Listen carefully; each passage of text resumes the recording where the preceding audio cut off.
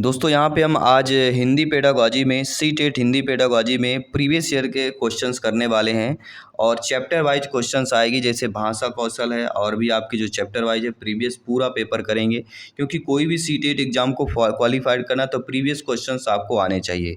इससे क्या होता है, एग्ज़ाम में लेवल पता चलता है। हम यही गलती करते हैं। तो आइए जानते हैं प्रीवियस ईयर के सॉल्व क्वेश्चंस को, जानते हैं आंसर को, जानते हैं डिटेल के साथ जानते हैं, और इसके साथ हम सी-टेट एग्ज़ाम को 101% फतेह भी करने वाले हैं। तो चलिए आइए शुरुआत करना चाहिए। तो सभी लोग तैयार रहिएगा। चलिए बात करेंगे पहले प्रश्न की।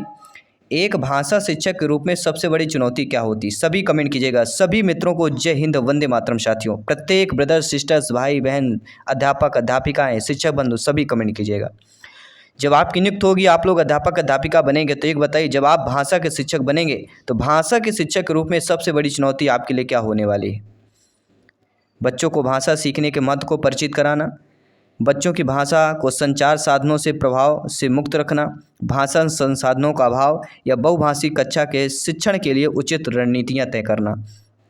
तो आप सभी लोग जानते हैं, एक भाषा शिक्षक के रूप में सबसे बड़ी जो चुनौती सामने आती है कि बहुभाषी कक्षा के शिक्षण के लिए उचित रणनीति जो है तय करना, ये सबसे बड़ी चुनौती आती है। क्योंकि सभी प्रकार के बच्चे आते हैं, सभी जगह से अलग अलग मातृभाषाएं होती हैं, तो वह बहुभाषी कक्षा हो जाती है। ठीक है, इसके बाद बात करेंगे सेकंड क्वेश्चन की। दोस्तों, प्राथमिक स्तर पर कौन सा भाषा शिक्षण का उद्देश्य नहीं होगा? ये सी-टेट में आए हुए प्रश्न है। देखिए, प्राथमिक स्तर में भाषा शिक्षण के उद्देश्य की बात करें तो स्पष्टता एवं आत्मविश्वास के साथ अपनी बात कहना, ध्वनि संकेत चिन्ह का संबंध बनाना, विभिन्न संदर्भों में भाषा प्रभावी प्रयोग करना, ये सारे होंगे। लेकिन वर्णमाला को क्रम से कंठस्थ करना, यह प्राथमिक स्तर पर भाषा शिक्षण का उद्देश्य नहीं होगा। कंठस्थ मतलब याद करना, तो कंठस्थ करना अपने आप को पेडागॉजी, हिंदी पेडागॉजी भी है, निगेटिव शब्द निगेटिव वर्ड माना जाता है। तो निगेटिव शब्द भी हमें पहचानते चलना है साथ ही साथ, ताकि आप लोग बेहतर तरीके से पेपर कर पाएँ, तैयारी आपको लाजवाब हो सके, क्योंकि इस बार सी-टेट एग्ज़ाम को 101% फतेह करना है। साथियों, अगला प्रश्न है, भाषा शिक्षण के संदर्भ में कौन सा कथन सही नहीं दिया गया है? देखिए, भाषा शिक्षण के संदर्भ में कथन की बात करें तो भाषा अर्जन और भाषा अधिगम में अंतर होता है। भाषा सीखने में अन्य विषयों को अध्ययन अध्यापन सहायक होता है। समृद्ध भाषा परिवेश भाषा अर्जित करने में सहायक होता है। लेकिन दोस्तों, भाषा शिक्षण में केवल भाषाई शुद्धता पर ही अधिक बल रहता है। ये भाषा शिक्षण के संदर्भ में गलत कथन दिया गया, और यही तो पूछ रहा है। तो अकॉर्डिंग टू क्वेश्चन हमारा बी ऑप्शन यहाँ पे सही हो जाएगा। तो आई होप सभी लोग समझ गए होंगे। आइए बात करते हैं अगले प्रश्न की। दोस्तों, भाषा शिक्षण का संप्रेषण परक उपागम कौन सा होगा? सभी लोग बताइए।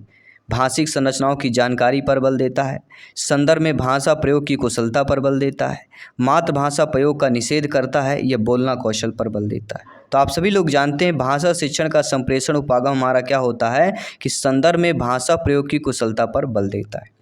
बी ऑप्शन सही हो जाएगा। आज ही हमारा Telegram channel, Telegram group join कीजिए, जिससे फ्री में नोट्स और PDF फाइल आपको प्राप्त होगी। और क्योंकि राजहित में TT फैमिली शिक्षकों का परिवार है, यहाँ पे free of cost preparation classes होती है, नोट्स भी, मटेरियल सब कुछ आपको फ्री में प्रोवाइड होता है। जो भी आपकी प्रॉब्लम्स आप लोग कमेंट कर सकते हैं। प्रत्येक का कमेंट फीडबैक सरोपर यहाँ पे शर्मान है, सभी का कमेंट यहाँ पे रीड किया जाता है और फीडबैक किया जाता है। साथियों, अगले प्रश्न की बात करेंगे। प्लेटो का यह कथन है कि बच्चा बड़ों के बीच एक विदेशी की तरह होता है, किस भाषिक सच्चाई की ओर संकेत करता? प्रश्न को समझ लीजिएगा, सेकंड पेपर में आया हुआ प्रश्न यह सी-टेट में है कि प्लेटो का क्या कथन था कि बच्चा जो है बड़ों के बीच एक विदेशी की तरह होता है, किस भाषिक सच्चाई की ओर संकेत कर रहा है? तो ये बच्चे अपनी भाषा में बोलते हैं, जिसे जो है बड़े सही सही नहीं समझ पाते। तो पहला ऑप्शन यहाँ पे भाषिक सच्चाई की ओर संकेत कर रहा है। इसके बाद अगला प्रश्न है, भाषा की कक्षा में कहानियाँ का क्या रोल होता है? हिंदी भाषा की कक्षा, उसमें कहानियाँ का रोल जो होता है वह एक मनोरंजन के साधन के रूप में होता है।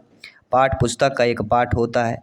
विभिन्न प्रकार की भाषाएं, संरचनाएं चिंतन विकास की संभावना के लिए होती है। यह भाषा कौशल का विकास एकमात्र साधन है। दोस्तों, आप सभी लोग जानते हैं, आप सभी लोग भावी अध्यापक अध्यापिकाएँ हैं, कि भाषा की कक्षा में जो कहानियाँ होती हैं वह विभिन्न प्रकार की भाषाई संरचनाएं और चिंतन विकास की संभावनाएं लिए होती हैं।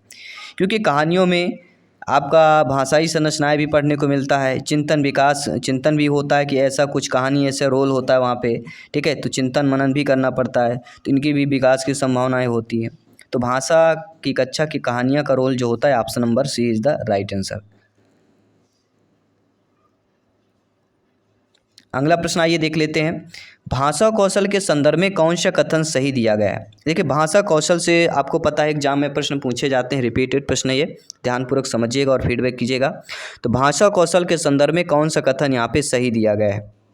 सुनना, बोलना, पढ़ना, लिखना एक क्रम में सीखे जाते हैं। सुनना और पढ़ना निष्क्रिय कौशल है। पढ़ना लिखना कौशल में कोई संबंध नहीं है। यह सभी कौशल एक दूसरे के साथ अंतः संबंधित होते हैं। तो भाषा कौशल के संदर्भ में हमारा यही कथन सही होगा कि जो सभी कौशल हैं, चाहे पढ़ना हो, चाहे सुनना हो, चाहे लिखना हो, चाहे बोलना हो, ये चारों जो कौशल होते हैं एक दूसरे के साथ अंतः संबंधित होते हैं। इसलिए फोर्थ ऑप्शन यहाँ पे सही हो जाएगा। अगला प्रश्न हमारा क्या है कि भाषा शिक्षण की प्रत्यक्ष विधि में क्या होता है। प्रत्यक्ष अप्रत्यक्ष जो विधियाँ होती हैं उसमें भाषा शिक्षण की प्रत्यक्ष विधि के बारे में प्रश्न पूछा गया है कि मातृभाषा का निरर्थक हस्तक्षेप होता है, भाषा अर्जन की स्वाभाविक स्थिति का निर्माण होता है, अतिरिक्त शिक्षण सामग्री की कोई आवश्यकता नहीं होती है, या कह सकते हैं भाषा की विविध संरचनाओं के लेखन हेतु अभ्यास बल दिया जाता है। देखिए भाषा शिक्षण की जो प्रत्यक्ष विधि होती है इसमें भाषा अर्जन की स्वाभाविक स्थिति का निर्माण होता है। क्या होता है, भाषा अर्जन सीखने की, क्योंकि प्रत्यक्ष विधि की बात करेंगे तो स्वाभाविक स्थिति इसमें निर्माण हो जाएगी। बी ऑप्शन यहाँ पे सही हो जाएगा ऑलरेडी। किसी भी प्रश्न पर अगर आपका डाउट है बेफिक्र आप लोग कमेंट कर सकते हैं, फीडबैक कर सकते हैं। अगला प्रश्न आइए आपके स्क्रीन पर आ चुका है कि निम्नलिखित में से कौन सा द्वितीय भाषा शिक्षण का उद्देश्य नहीं है। यानी ये जानना जरूरी हमारे लिए कि द्वितीय भाषा शिक्षण का उद्देश्य क्या होता है। देखिए विभिन्न क्षेत्रों स्थितियों में हिंदी की विभिन्न प्रकृतियों को समझने की योग्यता का विकास करना, दैनिक जीवन में हिंदी में समझने तथा बोलने की क्षमता का विकास करना, बोलने की क्षमता के अनुरूप लिखने की क्षमता का विकास करना। तो ये सारे हमारे द्वितीय भाषा शिक्षण का उद्देश्य होगा। लेकिन हिंदी के व्याकरणिक नियमों को कंठस्थ करना, जहाँ भी कंठस्थ आए समझ लीजिए हिंदी पेडागॉजी में वह नेगेटिव शब्द हो जाएगा, नकारात्मक ऑप्शन हो जाएगा। और नेगेटिव नकारात्मक कैसा होता है, जहाँ पे नहीं दिया रहता है। तो हमें जहाँ नहीं दिया हो तो नेगेटिव नकारात्मक ऑप्शन को ढूंढ लेना है और एग्जाम में सटीक आंसर करके आना है। अगला प्रश्न है साथियों, चॉम्स्की के अनुसार किसके कारण बच्चे भाषा सीखते हैं। हिंदी पेडागॉजी में चॉम्स्की ना आए, शब्द ना आए, मनोवैज्ञानिक ना आए, ऐसा हो ही नहीं सकता है, क्योंकि चॉम्स्की का हिंदी पेडागॉजी में बहुत बड़ा रोल है। तो चॉम्स्की के अनुसार किसके कारण बच्चे भाषा सीखते हैं, भाषाई समाज के, भाषार्जन क्षमता के, भाषा आकलन क्षमता के, या व्याकरणिक नियमों की जानकारी से। देखिए चॉम्स्की के अकॉर्डिंग देखा जाए तो भाषा अर्जन की क्षमता के कारण बच्चे भाषा सीखते हैं। और ये कई बार पूछा गया, रिपीटेड प्रश्न है, कई बार एग्जाम में पूछा गया है, ध्यानपूर्वक समझिएगा। भाषा शिक्षण में अनिवार्य क्या होता है, सभी लोग कमेंट कीजिएगा। तो भाषा शिक्षण में जो अनिवार्य होता है वह हमारा होता है समग्रतावादी दृष्टिकोण। जी हाँ, भाषा शिक्षण में सबसे ज़्यादा जो अनिवार्य होता है वह होता है समग्रतावादी दृष्टिकोण। B option is the right answer. इसके बाद अगला प्रश्न है भाषा क्या होता है, जो लैंग्वेज है ये क्या होती है। तो भाषा जो लैंग्वेज होता है एक नियमबद्ध एक व्यवस्था होती है। क्या होगा, नियमबद्ध एक हमारी व्यवस्था हो जाती है। अगला प्रश्न ये देख लेते हैं, द्वितीय भाषा के रूप में हिंदी सीखने का मुख्य उद्देश्य क्या होता है। फर्स्ट और सेकंड लैंग्वेज दोनों होते हैं। मान लीजिए कोई व्यक्ति द्वितीय भाषा में हिंदी के रूप में सीखता है तो इसका उद्देश्य क्या होगा। तो इसका उद्देश्य होता है दैनिक जीवन में हिंदी में समझने तथा बोलने की क्षमता का विकास करना। D option is the right answer. अगला प्रश्न यहाँ पे क्या पूछा जा रहा है, बहुत ही इंटरेस्टेड प्रश्न है। इस बार इस टाइप के ज़्यादा प्रश्न पूछे जाते हैं। सुहेल 1 साल पहले असम से पंजाब आया। वह हिंदी भाषा का प्रयोग करते समय त्रुटियां करता है। एक शिक्षक के रूप में आप किस कथन को सही मानेंगे। उसे रोज़ 1 घंटा हिंदी भाषा के शब्द बोलने का अभ्यास करना चाहिए। सुहेल को भाषा प्रयोग के अधिकाधिक अवसर व प्रोत्साहन देना चाहिए। तो ये पेडागॉजी में जहाँ पे भी अवसर और प्रोत्साहन आ जाए समझ लिए पेडागॉजी का पॉजिटिव ऑप्शंस हो जाता है। तो एक शिक्षक के रूप में आप कथन को सही मानेंगे जिससे वह हिंदी भाषा प्रयोग करते समय जो त्रुटियां करता है वह सी जाए। तो उसे क्या करेंगे, अधिकाधिक उसे बोलने का अवसर, लिखने का अवसर दिया जाए और उसे प्रोत्साहन दिया जाए। तो शाबाश, बिल्कुल बहुत अच्छा सही बोल रहे हो, केवल 1-2 गलती हो रही वो भी जल्दी सही हो जाएंगी। तो ऐसे प्रोत्साहन देना चाहिए। यहाँ पे बी ऑप्शन आप लोगों का सही हो जाएगा। अगला प्रश्न है भाषा अर्जन क्या होता है दोस्तों। भाषार्जन शिक्षक की आवश्यक उपस्थिति की मांग करता है, भाषा की कक्षा में ही संभव है, सहज स्वाभाविक होता है या प्रयासपूर्ण होता है। तो आप सभी लोग जानते हैं जो भाषा अर्जन होता है वह सहज स्वाभाविक होता है। क्या होता है? भाषा अर्जन सहज क्या होगा? स्वाभाविक हो जाता है। अगला प्रश्न है, उच्च प्राथमिक स्तर पर भाषा शिक्षण की प्रक्रिया में सबसे अधिक महत्वपूर्ण क्या होता है? देखिए, अगर उच्च प्राथमिक स्तर में देखें और भाषा शिक्षण की प्रक्रिया में सबसे अधिक महत्वपूर्ण को देखा जाए तो वह होता है समाचार पत्र, पत्रिकाओं या अन्य भाषिक सामग्री में कही गई जो बातें होती हैं उनका निहितार्थ सोचकर सरोकार की पहचान करना। डी ऑप्शन इधर राइट आंसर हो जाएगा। इसके बाद अगला प्रश्न है कि उच्च प्राथमिक स्तर पर भाषा शिक्षण का सर्वोपरि उद्देश्य क्या होता है? तो उच्च प्राथमिक स्तर पर भाषा शिक्षण का जो सर्वोपरि उद्देश्य होता है कि निजी अनुभवों के आधार पर भाषा का सृजनशील इस्तेमाल करना। जी हाँ दोस्तों, अगला प्रश्न आइए देखते हैं। सुनी पढ़ी समझी हुई भाषा को सहज और स्वाभाविक लेखन द्वारा अभिव्यक्त करने की क्षमता का विकास करने में निम्नलिखित में से कौन सहायक है? प्रश्न को समझ लीजिएगा, समझ लीजिए आधा उत्तर यहीं आपका क्लियर हो जाता है।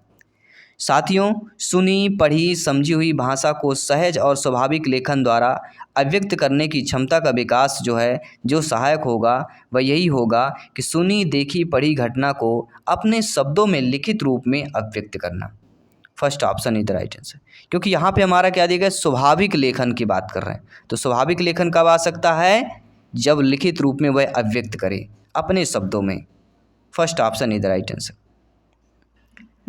अगला प्रश्न है, भाषा के संदर्भ में स्कूली जीवन का यह उच्च प्राथमिक चरण और बोध के विकास की दृष्टि से अत्यंत महत्वपूर्ण है। तो क्या अत्यंत महत्वपूर्ण होता है? संदर्भ बोध, साहित्य बोध और सामाजिक राजनैतिक। B option is the right answer. आइए बात करते हैं अगले प्रश्न की।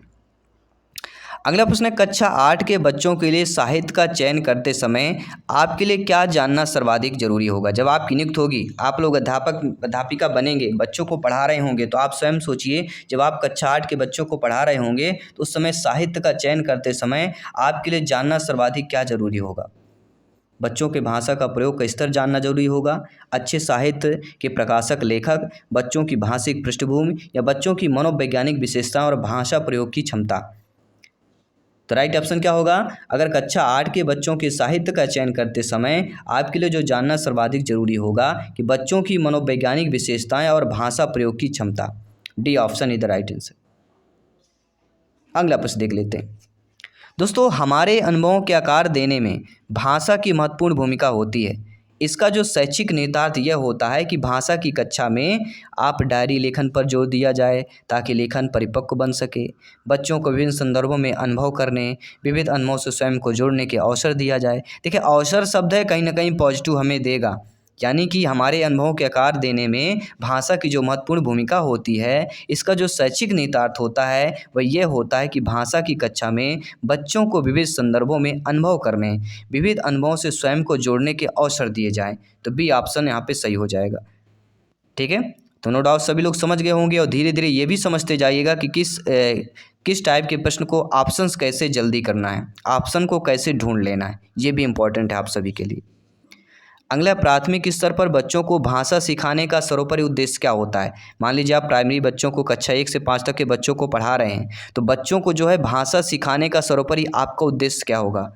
ताकि बच्चे जो है मुहावरे लोकोक्ति का ज्ञान प्राप्त कर सकें, बच्चे कहानी कविताएं को दोहराने की कुशलता का विकास कर सकें, बच्चे तेज प्रवाह के साथ पढ़ने की योग्यता का विकास कर सकें, या बच्चे अपनी बात को दूसरे के समक्ष अभिव्यक्त करने की कुशलता का विकास हो। देखिए, प्राथमिक स्तर में बच्चों में ज़्यादा कुछ नहीं होता है, ज़्यादा यही होता है कि भाषा सीखने का केवल एक ही उद्देश्य होता है कि वह क्या करें, बच्चे जो होते हैं वे अपनी बात को दूसरे के समक्ष अभिव्यक्त करने की कुशलता का विकास हो जाए, अपनी बात को कह सकें, अच्छे तरीके से अभिव्यक्त कर सकें।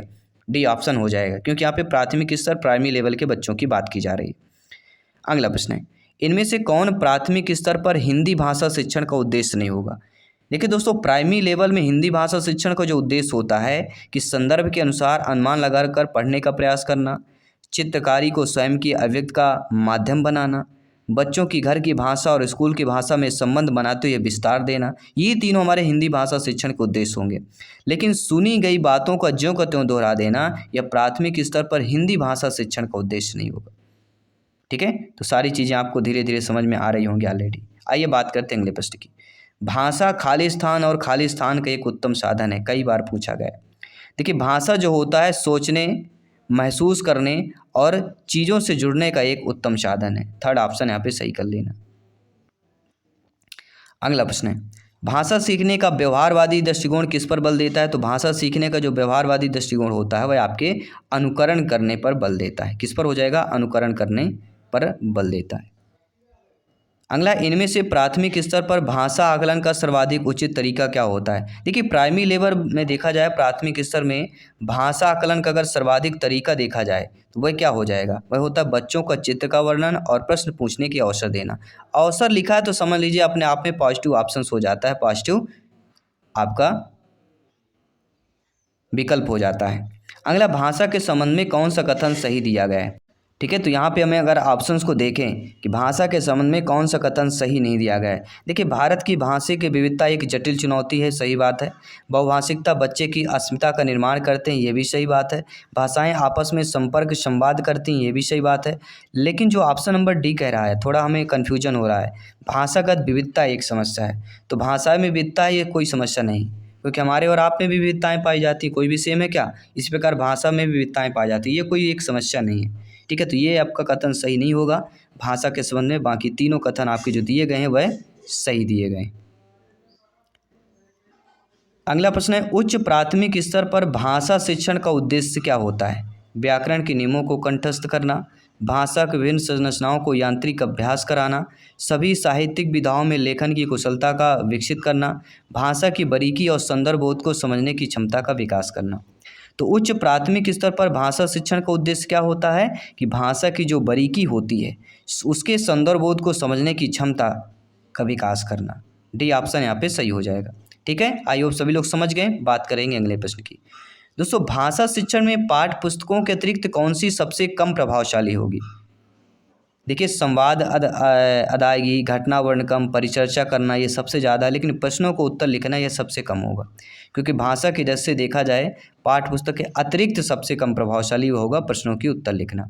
और तीसरा प्रश्न आप लोगों की स्क्रीन पर है कि भाषा अर्जित करने की प्रक्रिया में किसका महत्व सर्वाधिक होता है? तो भाषा अर्जित करना मतलब सीखने की प्रक्रिया में सर्वाधिक महत्व किसका होता है? भाषा प्रयोगशाला का, पाठ्य पुस्तक का, भाषा की कक्षा का या समाज का होता है। तो आपके अकॉर्डिंग क्या सही होना चाहिए? तो भाषा अर्जित करने की प्रक्रिया में जिसका महत्व सर्वाधिक होता है वह होता है समाज का, क्योंकि बच्चा जो है पहले समाज परिवार से सीखता है, जहाँ रहता है आस पड़ोस तो समाज ही हो जाता है, तो बच्चा पहले वहीं से सीखता है। तो भाषा अर्जित करने की प्रक्रिया में सबसे महत्वपूर्ण समाज हो जाएगा यहाँ पे। तो I hope our teachers family है। तो चलिए 30 क्वेश्चंस के बाद हम ये सीरीज को आगे बढ़ाएंगे, और जिसमें से आपका अगला प्रश्न है सभी लोगों को कमेंट करना। 30 क्वेश्चंस हम इसमें करेंगे, जिसमें आपके सिलेबस के अकॉर्डिंग जो इस फर्स्ट पार्ट का जो आपका रहेगा चैप्टर है, फर्स्ट चैप्टर से अभी तक सीटेट में एग्जाम में जो पूछे गए इस चैप्टर से सारे प्रश्न करेंगे और संभावित प्रश्न भी करेंगे। तो हिंदी पेडागॉजी में 30 में से 30 नंबर लाना है, क्योंकि 15 नंबर की पेडागॉजी होती है, 15 नंबर का कंसेप्ट अर्थात गद्यांश, पद्यांश और व्याकरण होते हैं। तो हिंदी पेडागॉजी में 15 नंबर कन्फर्म करना, चाहे पेपर फर्स्ट की बात करें पेपर सेकंड, दोनों इंपॉर्टेंट। तो प्रश्न यहाँ पे दिया गया कि भाषा में आकलन की प्रक्रिया कैसी होती है? सीखने सिखाने के दौरान भी चलती है, केवल बच्चों का निष्पादन जानने के लिए होती है, केवल एक शिक्षक का निष्पादन जानने के लिए होती है, या कह सकते हैं कि केवल शिक्षक का निष्पादन जानने के लिए होती, या पाठ के अंत में दिए गए अभ्यासों के माध्यम से होती। तो आप सभी लोग जानते हैं, आप सभी लोग ज्ञानी सर्वव्याख्याता लोग हैं कि भाषा में आकलन की जो प्रक्रिया होती है वह सीखने सिखाने के दौरान भी चलती रहती है। First option is the right answer. इसके बाद आपका सेकंड क्वेश्चन है। सेकंड ये है आज की क्लास का कि भाषा अर्जित करने में वाइगोस्की ने किस पर सबसे अधिक बल दिया है? देखिए जब भी भाषा की बात की जाती है वाइगोस्की मनोवैज्ञानिक का नाम अवश्य आता है। ये कनेक्टिविटी आपकी एक अलग ही आपको देखने को मिलेगी। तो भाषा अर्जित करने में वाइगोस्की ने किस पर सबसे अधिक बल दिया है? समाज में होने वाले भाषा प्रयोगों पर, परिवार में बोली जाने वाली भाषा पर, कक्षा में बोली जाने वाली भाषा पर, या भाषा की पाठ्य पुस्तक पर? सभी कमेंट कीजिएगा। दोस्तों आप सभी लोग जानते हैं कि भाषा अर्जित करने में वाइगोस्की ने जिस पर सबसे अधिक बल दिया है वह समाज में होने वाले भाषा प्रयोगों पर सबसे अधिक बल दिया है। First option is the right answer. अगला प्रश्न है बच्चे की भाषा का आकलन करने के लिए सबसे उचित तरीका क्या होता है? बच्चों के भाषा प्रयोग का अवलोकन करना, बच्चों में किताब पढ़वाना, बच्चों में परियोजना का कार्य करवाना, बच्चों की लिखित परीक्षा लेना। तो आप सभी लोग जानते हैं कि बच्चे की भाषा आकलन करने के लिए सबसे उचित जो तरीका होता है वह हमारा यह होता है कि बच्चों के भाषा का प्रयोग का अवलोकन करना। First option is the right answer. सभी कमेंट कीजिएगा मेरे प्यारे प्यारे भाइयों के प्यारी प्यारी बहनें गृहिणी जिनका सपना है सीटेट एग्जाम को फतेह करना, टीटी एग्जाम को फतेह करना, 101% एग्जाम को क्रैक करना, इस बार सिलेक्शन पाना। सभी का स्वागत अभिनंदन है। दोस्तों, भाषा की कक्षा में भाषाई खेलों का आयोजन जो होता है मुख्यतः भाषा सीखने की प्रक्रिया में स्वाभाविकता लाता है, आकलन का काम करता है, रोचकता और जोश लाता है, अध्यापक के काम को सरल बना देता है। तो आप सभी लोग जानते हैं भाषा की कक्षा में भाषाई खेलों का आयोजन जो होता है वह मुख्यतः रोचकता और जोश ला देता है, क्योंकि भाषा की कक्षा में अगर खेल के माध्यम से आयोजन हम बच्चे सीख रहे हैं तो इससे क्या होगा, रोचकता आती है और बच्चों में क्या उत्साह होता है, बच्चों में जोश आता है। इसके बाद अगला प्रश्न है, किसी समावेशी कक्षा में कौन सा कथन भाषा शिक्षण के सिद्धांत के अनुकूल दिया गया है? प्रिंट समृद्ध माहौल भाषा सीखने में मदद करता है, बच्चे अपने अनुभवों के आधार पर भाषा के नियम नहीं बना पाते, भाषा विद्यालय में रहकर अर्जित की जाती है, व्याकरण के नियमों का ज्ञान भाषा विकास की गति त्वरित करता है। तो किसी समावेशी कक्षा में कौन सा कथन जो भाषा शिक्षण के सिद्धांतों के अनुकूल हो? पहली बात तो यहाँ पे समावेशी कक्षा है, तो आप सभी लोग समझ गए होंगे समावेशी कक्षा की बात करें। इसके बाद भाषा शिक्षण के सिद्धांत के अनुकूल भी होना चाहिए, तो वह हमारा ये कौन सा ऑप्शन हो जाएगा कि बच्चे अपने अनुभवों के आधार पर भाषा के नियम नहीं बना पाते। बाकी प्रिंट समृद्ध माहौल भाषा सीखने में मदद करना, या भाषा में रहकर विद्यालय में रहकर भाषा विद्यालय में रहकर अर्जित की जाती है, या व्याकरण नियमों का ज्ञान विकास की गति से त्वरित होता है, ये नहीं। अगर समावेशी कक्षा है और भाषा शिक्षण के सिद्धांतों के अनुकूल कथन की बात करें कि बच्चे अपने अनुभवों के आधार पर भाषा के नियम नहीं बना सकते। ठीक है, तो ये सारी चीज़ें आपकी क्लियर होती होंगी। सभी लोगों को कमेंट करते रहिएगा, फीडबैक करते रहिएगा। आइए बात करते हैं आपके अगले प्रश्न की तरफ चलते हैं। अगला प्रश्न है, प्राथमिक स्तर पर विद्यार्थियों के भाषा शिक्षण के संदर्भ में कौन सा कथन सही दिया गया है? देखिए, प्राइमरी फर्स्ट क्लास से 5th क्लास तक के बच्चों में अगर भाषा शिक्षण के संदर्भ में कथन देखा जाए तो सतत रूप से की जाने वाली टिप्पणियाँ एक अनवरत अभ्यास भाषा सीखने में रुचि उत्पन्न करते हैं, बच्चे समृद्ध भाषिक परिवेश में सहज रूप से स्वतः भाषा में सुधार कर पाते हैं, या बच्चों की भाषाई संकल्पना विद्यालय के भाषाई परिवेश में विरोधाभासी भाषा सीखने में मदद करता है, या कह सकते हैं कि बच्चे भाषा की जटिल और समृद्ध संरचनाओं का ज्ञान विद्यालय में ही अर्जित करते हैं। तो प्राथमिक स्तर पर अगर देखे जाए भाषा शिक्षण के संदर्भ में कौन सा कथन होगा कि बच्चे जो होते हैं वे भाषा की जटिल और जो समृद्ध संरचनाएं होती हैं उसका ज्ञान विद्यालय में ही अर्जित अर्थात सीखते हैं, क्योंकि बच्चे 5th क्लास के बच्चे हैं, यानी कि बच्चे कह सकते हैं 5 से लेके 8 या 10 साल तक के बच्चे होते हैं। तो D option according to question यहाँ पे CBSE ने सही माना है। अगला प्रश्न आइए जान लेते हैं, समझ लेते हैं। प्राथमिक स्तर की कक्षा में भिन्न भिन्न प्रांतों के अलग अलग भाषा बोलने वाले बच्चों का नामांकन हुआ, तो ऐसी स्थिति में भाषा की कक्षा बच्चों के भाषाई विकास के संदर्भ में किस प्रकार होगा? प्रश्न को समझ लीजिएगा, बहुत इंपॉर्टेंट क्वेश्चन है, संभावित प्रश्न है, रिपीटेड प्रश्न है। साथियों, प्राथमिक स्तर की कक्षा में जो भिन्न भिन्न प्रांत के आते हैं, अलग अलग जगह से बच्चे आते हैं और भाषा बोलने वाले बच्चों का नामांकन हुआ है जो अलग अलग प्रांतों से आते हों, तो ऐसी स्थिति में भाषा की कक्षा में बच्चों की भाषाई विकास में कैसे संदर्भ में बताना है? तो देखिए, कक्षा की जो भाषा हो जाएगी बच्चों की विभिन्नताएं हो जाएंगी, क्योंकि ये सबकी अलग अलग है। जब अलग अलग प्रांत से हैं तो उनकी मातृभाषाएं भी अलग अलग होंगी। तो इस प्रकार से देखा जाए कक्षा में बच्चों की भाषाई विकास के संदर्भ में हमारा कि जटिल चुनौती के रूप में सामने आती है एक शिक्षक के रूप में। First option is the right answer. अगला, बच्चे की स्कूल की भाषा और घर एवं पड़ोस की भाषा कैसी होनी चाहिए? तो वह दोस्तों समरूपता होनी चाहिए। किस प्रकार से होनी चाहिए? समरूपता होनी चाहिए। अगला, भाषा कक्षा में समावेशी वातावरण का निर्माण करने के लिए क्या जरूरी होता है? कि बच्चे की सभी आवश्यकताओं को पूर्ण किया जाए, बच्चों को विविध दृश्य शब्द सामग्री उपलब्ध कराई जाए, बच्चों के प्रति अति उदारवादी दृष्टिकोण रखा जाए, या बच्चों को विविध भाषाओं को पढ़ाया जाए। तो आप सभी लोग जानते हैं, आप सभी लोग भावी अध्यापक अध्यापिकाएं शिक्षक बंधु हैं कि भाषा की कक्षा में अगर समावेशी वातावरण का निर्माण करना है तो उसके लिए सबसे ज़रूरी क्या होगा? क्योंकि आपकी नियुक्त होगी जब लोग अध्यापक अध्यापिका बनेंगे, शिक्षक बनेंगे, आप बच्चों को पढ़ाने जा रहे हैं, तो आप स्वयं सोचिए आपकी कक्षा समावेशी वातावरण का निर्माण कर रही है तो उसके लिए क्या जरूरी होगा? आपके लिए यही जरूरी होगा कि बच्चों को विविध भाषाओं को पढ़ाया जाए। D option is the right answer. बाकी किसी भी प्रश्न पर डाउट है बेफिक्र आप लोग कमेंट कर सकते हैं, फीडबैक कर सकते हैं। साथियों, अगला प्रश्न आपके स्क्रीन पर है। उच्च प्राथमिक स्तर पर हिंदी भाषा शिक्षण का सर्वाधिक संबंध किससे होता है? पढ़ी सामग्री के बारे में आलोचनात्मक चिंतन से होता है, हिंदी की व्याकरणिक व्यवस्था को जानने से होता है, सृजनात्मक लेखन की अनिवार्यता से होता है, या हिंदी की ध्वनियों को सिखाने से होता है? सभी लोग बताइएगा। तो उच्च प्राथमिक स्तर की बात कर रहे हैं तो हिंदी भाषा शिक्षण का सर्वाधिक संबंध हिंदी की व्याकरणिक व्यवस्था को जानने से होता है, क्योंकि व्याकरण को जानना इसलिए इम्पॉर्टेंट होगा क्योंकि उच्च प्राथमिक स्तर के भाषा शिक्षण की बात कर रहे हैं। ठीक है, तो लेवल भी आपको समझना है। अगला प्रश्न देखिएगा, भाषा नियमों द्वारा नियंत्रित खाली स्थान का माध्यम भर नहीं बल्कि यह हमारी सोच को भी निर्मित करती है। देखिए, भाषा जो होती है वह नियमों द्वारा नियंत्रित संप्रेषण के माध्यम से भर नहीं सकती। यह संप्रेषण का माध्यम भर नहीं है बल्कि हमारी सोच को भी निर्मित करती है। तो संप्रेषण इज द राइट आंसर। इसके बाद आइए बात करते हैं अगले प्रश्न की।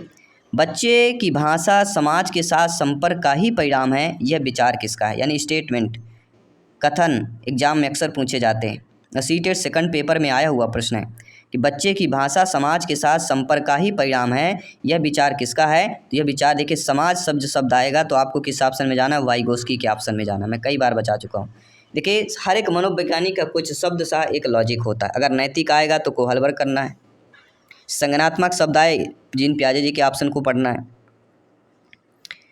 बच्चे की भाषा समाज का संदर्भ आ गया तो फिर वाइगोस्की करना है, और भाषा विकास में फिर चॉम्स्की करना है। सारा कहीं ना कहीं किसी न किसी से रिलेटेड और कनेक्टेड रहता है, केवल हमें समझना है और अपने माइंड की मेमोरी में सेव कर लेना है। तो बच्चे की भाषा समाज के साथ संपर्क का ही परिणाम है, यह विचार वाइगोस्की का हो जाएगा। आइए सभी लोग अच्छे तरीके से समझ पा रहे हैं। आइए बात करते हैं अगले प्रश्न की। दोस्तों, भाषा अर्जित करने की स्थिति में बच्चे जो होते हैं, जब बच्चे भाषा अर्जित करते हैं तो उस स्थिति में बच्चे जो है भाषिक नियमों को स्वाभाविक रूप से रटते हैं। तो रटना तो पेडागोजी में निगेटिव हो गया, तो ये तो ऑप्शन हो ही नहीं सकता। कभी कोई त्रुटि नहीं होती है, गलत हो सकता है। बिना त्रुटि करे कोई सीख ही नहीं सकता है। अधिकतर त्रुटियां ही रहती हैं, तो ये भी कोई नहीं कह सकते कि अधिकतर गलतियां ही हो। तुम्हारा बचता है फोर्थ ऑप्शन, भाषा अर्जित करने की स्थिति में बच्चे जो होते हैं वह भाषिक नियमों को स्वाभाविक रूप से ग्रहण करते हैं। डी ऑप्शन यहाँ पे सही हो जाएगा। बाकी सभी लोग आप लोग कमेंट करते रहिएगा, फीडबैक करते रहिएगा, और इसी तरह आपका फीडबैक सर्वोपरि है, सम्मान है। जयसवाल सर आप सभी का अभिनंदन, स्वागत कर रहे हैं। और अगला प्रश्न आपके स्क्रीन पर है कि उच्च प्राथमिक स्तर पर हिंदी भाषा शिक्षण के लिए क्या अपेक्षित नहीं होगा? सभी लोग बताइएगा। अगर उच्च प्राथमिक स्तर में देखा जाए हिंदी भाषा शिक्षण के लिए क्या अपेक्षित नहीं होगा? देखिए, शब्दों के अर्थ को जानना यह तो अपेक्षित होगा, उस भाषा की वाक्य संरचना जानना ये भी होगा, लेकिन उस भाषा का अधिकाधिक प्रयोग करना यह उच्च प्राथमिक स्तर पर हिंदी भाषा शिक्षण के लिए अपेक्षित नहीं होगा। बाकी उस भाषा का व्याकरण जानना ये होगा। तो according to question third option सही हो जाएगा। ठीक है, आई होप सभी लोग समझ गए होंगे। आइए बात करते हैं, आपके अगले प्रश्न की तरफ चलते हैं। अगला प्रश्न आपके स्क्रीन पर आ चुका है। बेहतरीन लाजवाब प्रश्न पूछा जा रहा है कि भाषा की कक्षा में कहानी सुनाने का मूल उद्देश्य क्या होता है?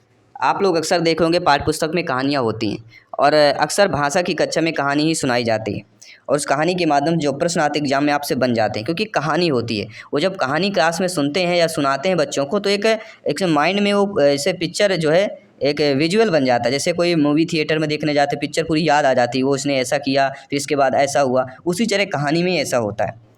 तो जो कहानी सुनने का मूल उद्देश्य यही होता है कि बच्चों की कल्पना शक्ति का विकास हो सके। First option is the right answer.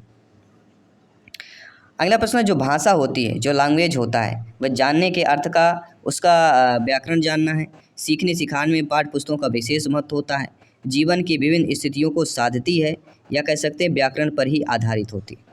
देखिए, भाषा जो होती है वह जीवन की विभिन्न स्थितियों को साधती है। थर्ड ऑप्शन यहाँ पे आप लोगों का सही हो जाएगा। नो डाउट सारे प्रश्न आपके क्लियर होते जा रहे हैं। कमेंट करते रहिएगा, फीडबैक करते रहिएगा, तैयारी जारी रखिएगा, क्योंकि इस बार 101% सीटेट एग्जाम को फतेह करना है। जी हाँ दोस्तों, भाषा की कक्षा में समाचार पत्र पत्रिकाओं का उपयोग यह सुनिश्चित करता है कि शिक्षण सामग्री का उपयोग हो रहा है, अर्थात बच्चों की भाषा पर समाचार पत्र पत्रिकाओं का प्रभाव पड़े, या बच्चों को मुख्य शीर्षक याद हो, या बच्चे प्रमाणित लेख समाचार आदि पर अपनी प्रतिक्रिया देने की क्षमता रखते हो। देखिए दोस्तों, भाषा की कक्षा में अगर समाचार पत्र पत्रिकाओं के उपयोग की बात करें, यह सुनिश्चित करता है कि बच्चे प्रमाणित लेख जो समाचार पत्र हैं इनमें जो है अपनी प्रतिक्रिया देने की क्षमता भी रखें। कि ऐसा कुछ समाचार पत्र पढ़ेंगे तो लिखा रहता है ऐसा उसने ऐसा किया, यहाँ ऐसा हुआ, ठीक है, तो उनकी प्रतिक्रिया भी एक इम्पॉर्टेंट होती भाषा की कक्षा के दृष्टि से देखा जाए तो। अगला प्रश्न देखिएगा, सुलेखा जब जब बच्चों के साथ बातचीत करती है तो वह बच्चों को वाचाल बनाना चाहती है, सदैव बच्चों की परीक्षा ले रही है, समय नष्ट कर रही है, या बच्चों को भाषा जीत करने के लिए परिवेश दे रही है। सुलेखा एक आप ही में से कोई एक अध्यापिका है, और वह बच्चों से बातचीत हमेशा करती रहती है। जब जब बच्चों से बातचीत करती रहती है तो वह बच्चों की भाषा जीत करने के लिए एक परिवेश दे रही होती है। डी ऑप्शन यहाँ पे आप लोगों का सही हो जाएगा। इसके बाद अगला है कि सुमन बचपन से ही गुजराती बोल समझ लेती है, वह कभी विद्यालय नहीं जाती, इसका उदाहरण क्या होगा? वह भाषा अर्जन का हो जाएगा। सुमन जो है बचपन से गुजराती बोल लेती है क्योंकि उसने परिवार में रहकर, समाज में रहकर भाषा अर्जन तो सीख लिया, लेकिन विद्यालय नहीं गई फिर भी भाषा अर्जन सीख लिया। कैसे? ये होगा भाषा अर्जन का एक बेस्ट एग्जाम्पल आपके सामने। अगला प्रश्न, शिक्षक की स्वयं की भाषा प्रयोग की कुशलता किस प्रकार होनी चाहिए?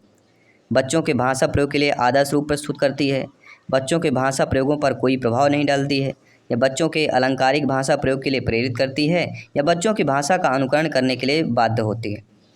देखिए, शिक्षक की स्वयं की भाषा प्रयोग की जो कुशलता होती है वह बच्चों के भाषा प्रयोग के लिए आदर्श रूप प्रस्तुत करती है। क्या हो जाएगा? आदर्श रूप। बाकी में देखिए, प्रभाव नहीं डालना, प्रेरित करती है, फिर अलंकारिक भाषा यहाँ पे दे दिया गया, फिर बाध्य करती, कहीं ना कहीं पेडागॉजी में निगेटिव शब्द दे दिए जाते हैं, तो इनको भी पहचानना है और बेस्ट ऑप्शन को चयन करना है ताकि इस बार 101% सीटेट एग्जाम को फतेह किया जा सके।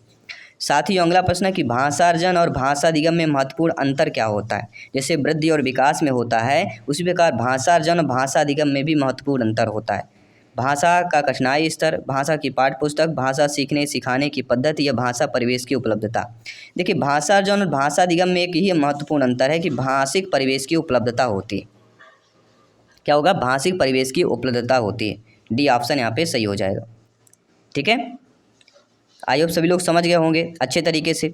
अब आइए बात करते हैं, आपके अगले प्रश्न की तरफ चलते हैं।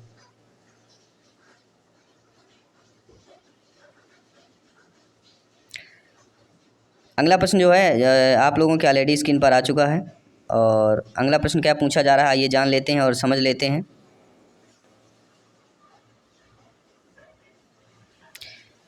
अगला प्रश्न है कि भाषा की पाठ्यपुस्तक में किससे संबंधित पाठ होना चाहिए? देखिए, भाषा की पाठ्यपुस्तक है तो उससे आपका सभी लोग जानते हैं भाषा की पाठ्यपुस्तक में साहित्य से संबंधित जो है पाठ होने चाहिए। बहुत ही नॉर्मल सा प्रश्न है, सीटेट में आया हुआ प्रश्न है। अगला प्रश्न देखिएगा, एक भाषा शिक्षा के लिए सर्वाधिक महत्वपूर्ण क्या होता है? जब आप हिंदी के अध्यापक अध्यापिका बनेंगे, हिंदी के शिक्षक बनेंगे, हिंदी सब्जेक्ट के टीचर बनेंगे, आपके लिए सर्वाधिक महत्वपूर्ण क्या होगा? भाषा का आकलन होगा, बच्चों को भाषा प्रयोग के अवसर उपलब्ध कराना होगा, भाषा की त्रुटियों के प्रति कठोर रवैया अपनाना होगा, या भाषा की पाठ्यपुस्तक की जाएगी। देखिए, एक भाषा शिक्षा के लिए जो सर्वाधिक महत्वपूर्ण यही होता है कि बच्चों को भाषा प्रयोग के अवसर शब्द लाएं। अवसर जहाँ भी देखिएगा समझ जाइएगा, इशारा वही हमारा आंसर है, इशारा मिल जाता है हमें। भाषा जो होती है वह स्वयं में एक नियमबद्ध व्यवस्था होती है, जटिल चुनौती होती है, एक विषय मात्र होता है, या संप्रेषण एकमात्र साधन होता है। तो आप सभी लोग जानते हैं, सभी लोग अनुभवी हैं, व्याख्याता लोग हैं कि भाषा जो स्वयं में एक नियमबद्ध व्यवस्था होती है। ठीक है, तो यहाँ पे हमारा राइट ऑप्शन हो जाएगा। इसके बाद अगला प्रश्न है कि भाषा का प्रयोग जो होता है वह केवल मुद्रित सामग्री में होता है, जीवन के विभिन्न संदर्भों में होता है, केवल परीक्षा में होता है, या केवल पाठ्य पुस्तकों में होता है? देखिए, जो भाषा का प्रयोग होता है वह जीवन के विभिन्न संदर्भों में होता है, इसलिए बी ऑप्शन यहाँ पे हम सही कर लेंगे। इसके बाद अगले प्रश्न की बात कर लेते हैं। अगला प्रश्न बहुत ही प्यारा सा प्रश्न है कि भाषा की जो पाठ्य पुस्तकें होती हैं वह साध्य होती हैं, भाषा का सीखने का एकमात्र संसाधन होती है, अभ्यास परक होनी चाहिए, या साधन होनी चाहिए? तो आप सभी लोग जानते हैं कि जो भाषा की पाठ्य पुस्तकें होती हैं वह साधन होती, क्या होगी? साध्य नहीं होता, केवल आपके लिए या बच्चों के लिए साधन होते हैं। D option is the right answer. अगला प्रश्न आइए देख लेते हैं, निम्नलिखित में से कौन सा जो है भाषा शिक्षण का उद्देश्य है? देखिए, भाषा शिक्षण के उद्देश्य होते हैं जैसे निजी अनुभवों के आधार पर भाषा का सृजनशील प्रयोग करना, भाषा सीखते समय त्रुटियां बिल्कुल न करना, या भाषा की बारीकी और संदर्भ बोध को ही सही रूप से समझने की क्षमता को प्रोत्साहित करना। अब प्रोत्साहन देना बच्चों को, ये भी पेडागॉजी में पॉजिटिव है, तो हमारा थर्ड ऑप्शन यहाँ पे सही हो जाएगा। इसके बाद अगला प्रश्न है कि भाषा शिक्षण के संदर्भ में बहुभाषी कक्षा से तात्पर्य यह होता है, क्या होता है? कि कक्षा में भिन्न भिन्न भाषाओं में कहानी, कविता के चार्ट आदि उपलब्धता होनी चाहिए, कम से कम 2 भाषा में शब्दकोश की आवश्यकता होनी चाहिए, अधिकाधिक भाषाओं की पुस्तकों की उपलब्धता होनी चाहिए, और सभी बच्चों को अपनी अपनी भाषा में बोलने के अवसर उपलब्ध होना चाहिए। तो भाषा शिक्षण के संदर्भ में बहुभाषी कक्षा से तात्पर्य यही होता है कि सभी बच्चों को अपनी अपनी भाषा बोलने के लिए अवसर उपलब्धता होनी चाहिए। डी ऑप्शन इधर राइट आंसर हो जाएगा। और इस प्रैक्टिस सेट का आपका 30वां प्रश्न और टोटल प्रैक्टिस सेट का 60वां प्रश्न है, जो सेकंड आपका यह क्लास है। तो भाषा का जो प्रमुख कार्य होता है वह लेखन दक्षता होती है, प्रतिवेदन लेखन होता है, भाषण देना होता है या संप्रेषण करना होता है। 4 बेहतरीन लाजवाब आपके स्क्रीन पर ऑप्शन कि भाषा शून्य में विकसित नहीं होती है। इसका शैक्षिक निहितार्थ है कि भाषा सीखने के लिए अनिवार्य होता है। तो भाषा सीखने के लिए क्या अनिवार्य होता है? वो होता है दोस्तों सामाजिक अंतःक्रिया। B option is the right answer.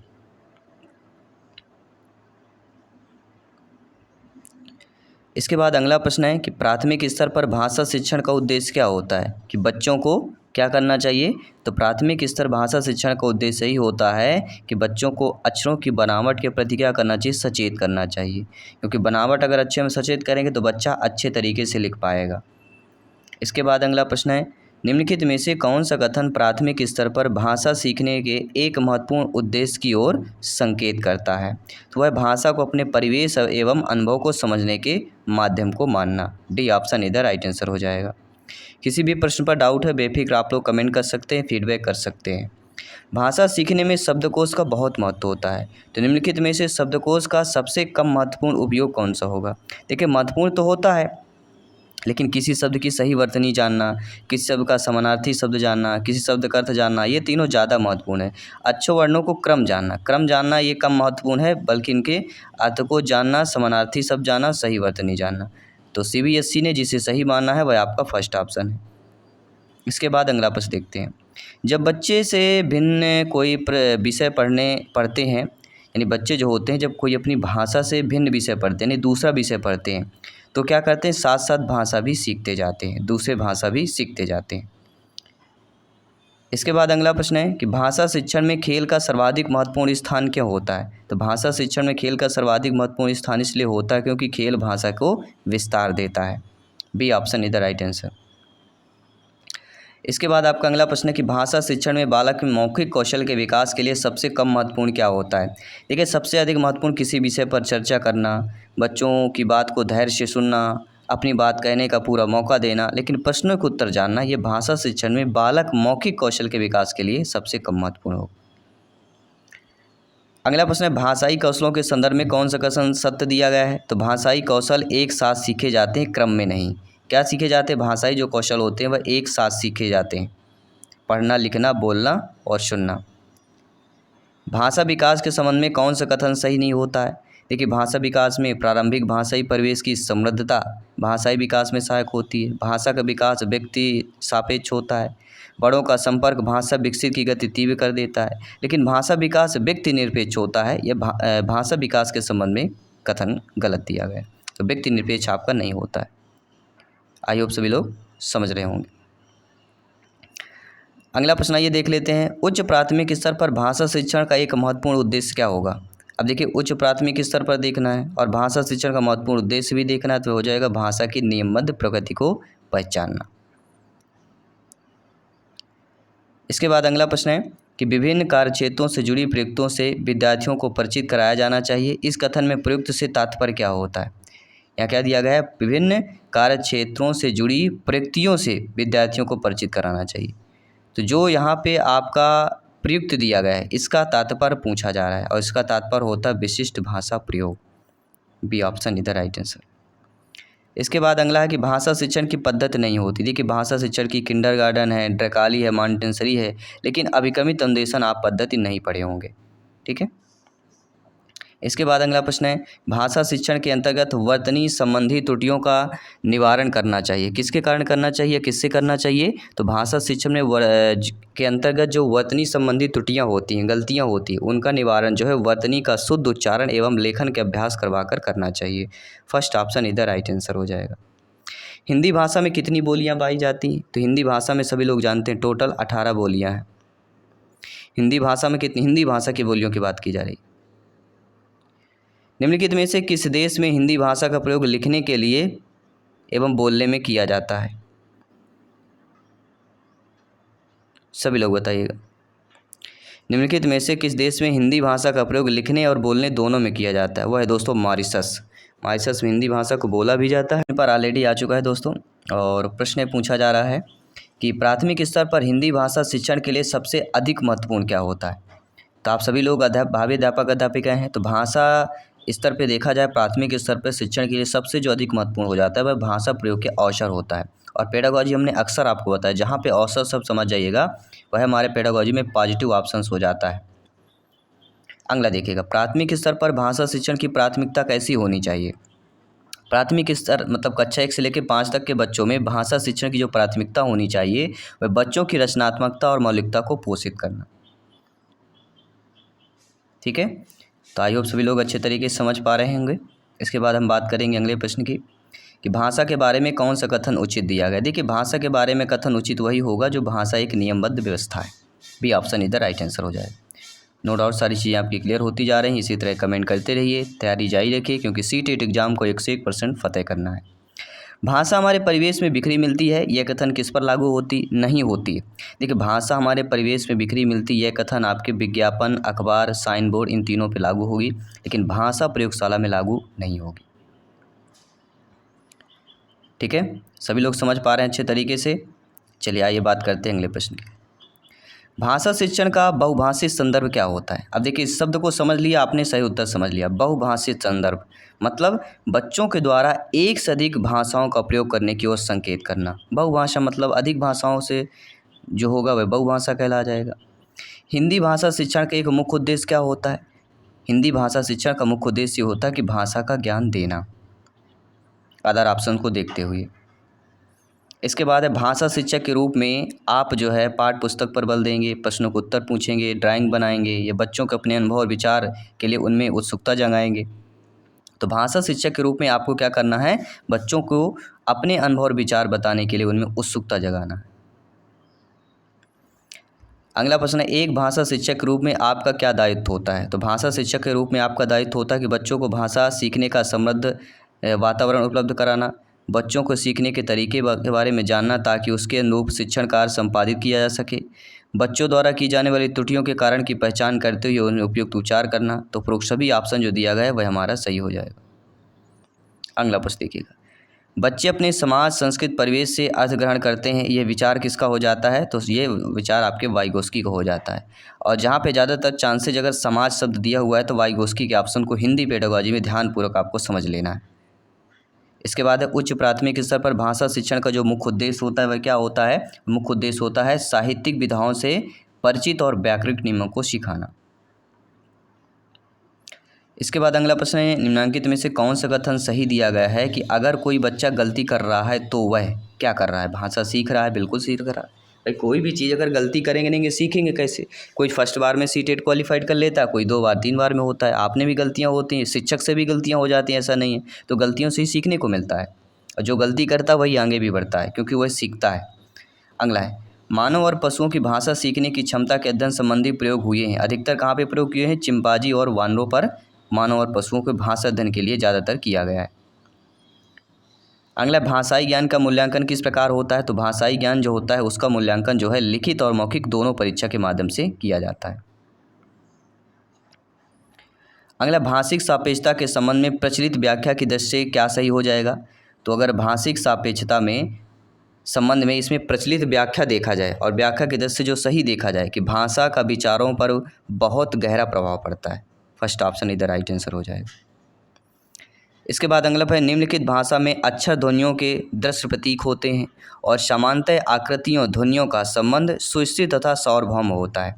यह पूरी तरह से सत्य दिया गया है, क्योंकि भाषा लिखित भाषा में अक्षर ध्वनियों के दृश्य प्रतीक, भाई लिखेंगे तो उसमें अक्षर ध्वनि प्रतीक यही तो होगा, और आकृतियाँ ध्वनि का संबंध सुस्थिर और सार्वभौम कहलाएगा। यही पूर्णतः हमारा सत्य हो जाएगा। अगला कि इंसान और जानवर की भाषा में फ़र्क क्या होता है। कभी आपने सोचा होगा, आप नहीं सोचा लेकिन बच्चे ज़रूर सोचते हैं। इंसान और जानवर के भाषा में किसका फ़र्क होता है। इंसानों की भाषा को सांकेतिक ध्वनि अर्थात चिन्हों या संकेतों के माध्यम से निर्धारण किया जाता है, जबकि जानवरों को भाषा को ज्ञान नहीं होता है।